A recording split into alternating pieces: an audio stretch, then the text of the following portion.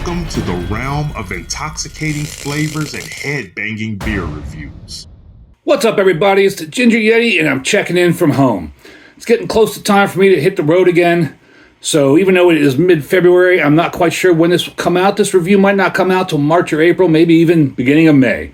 But if you saw my other video the other day of the unboxing and Yeti review, Wayne from Bucks County Beer Reviews had contacted me, said he had this Yeti beer, asked me if I wanted it. I said, sure, why not? And he sent it out to me. I knew I was getting that beer. I did not know he was throwing a second beer in there. So this is the second beer, the other beer he threw in that box. And this is the Honkers Ale by Goose Island. Untapped says it's a bitter or session ordinary. And this is 4.3% alcohol. Untapped says it's 30 IBU. There's a little bit on the can here. Brewed and packaged by Goose Island Beer Company, Chicago, Illinois. Drink Goose Island, enjoy responsibly. And the government warnings and all that general information. There is a date code, 23rd January 25. So this is pretty fresh since it's the end of February. It's about a month old. Now, Goose Island was bought out in, I think it was 2011 by Anheuser-Busch or AB InBev. Not sure whether it was quite AB InBev yet in 2011. It may have been. But either way, it's the same company now. They bought out Goose Island in 2011. So that's been, I don't know, like 15 years almost now. 14 years since AB InBev has purchased this company. And they're still putting out lots of beers. I mean, I'm sure everybody's familiar with their Bourbon County series. Seems to be popular every year.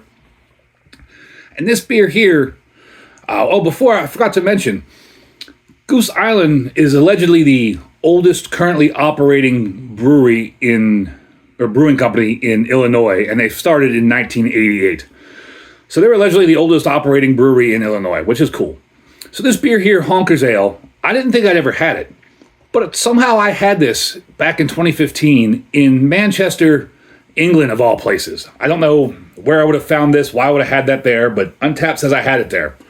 But that was still 10 years ago. I don't remember drinking it. Didn't even know I'd had it before. So it's going to be fun to review this and see what I think about it. So like I said, Bucks County Beer Reviews, Wayne sent it to me. Thank you very much. Really appreciate it. That was a pleasant surprise, seeing a second beer in that box. I'm looking forward to getting into this beer. So on Untapped, it gets a 3.41 with 178,000 check-ins.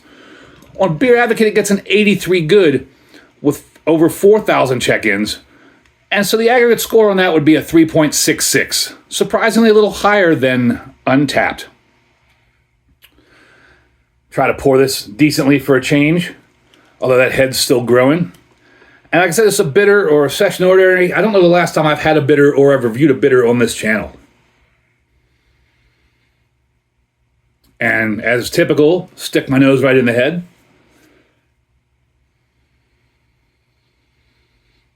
And even with this big schnoz, I'm not really picking up any sense off the beer. Just kind of smells cold, if that makes sense. Maybe a little tiny bit of maltiness coming through. But yeah, there's nothing on the nose. Might be a little chill haze in there. And that's kind of a auburn colored beer. You can see through it a little bit, but not very far. It's probably down around the 15 on the SRM chart, at least from my vantage point. I know it always looks darker on camera.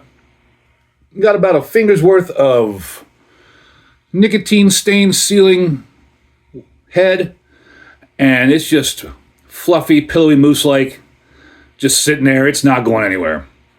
So let's get into this beer. Thank you very much, Wayne. Really appreciate it. If you haven't checked out Bucks County Beer Reviews, go check him out.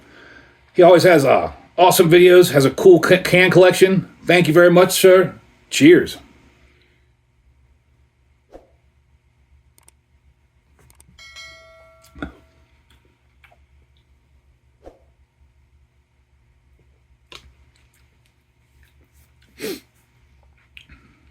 Light, easy drinking, maltiness, malty sweetness, and a little bit of like general bitterness. And it's very tasty. This is easy to drink. It almost drinks like a nitro beer.